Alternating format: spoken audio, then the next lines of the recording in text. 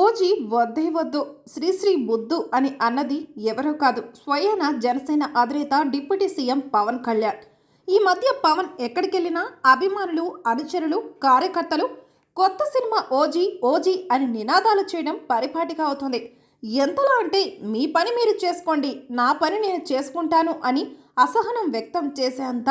అంతేకాదు, దయచేసి పవన్ కళ్యాణ్ను రాజకీయంగా ఉన్నప్పుడు ఇబ్బంది పెట్టొద్దని ఓజీ నిర్మాతలు కూడా స్పెషల్ రిక్వెస్ట్ చేశారు. అయినా సరే అభిమానులు మాత్రం అస్సలు మారట్లేదు. గురువారం విజయవాడలో జరిగిన 35వ పుస్తక మహోత్సవంలో పవన్ ముఖ్య అతిథిగా పాల్గొన్నారు. ఈ కార్యక్రమం పుస్తక ఆవిష్కరణ తర్వాత ప్రసంగం చేస్తుండగా ఓజీ ఓజీ అంటూ అభిమానులు నినాదాలు చేశారు. ఇక చిరాకు ఎత్తిన పవన్ దయచేసి ఓజీ అనడం మానుకొని శ్రీశ్రీ అనాలని సూచించారు. అంతేకాదు, ఈ సందర్భంగా అభిమానులకు క్లాస్ తీసుకోవడంతో పాటు కీలక ఇంట్రెస్టింగ్ విషయాలను వెల్లడించారు.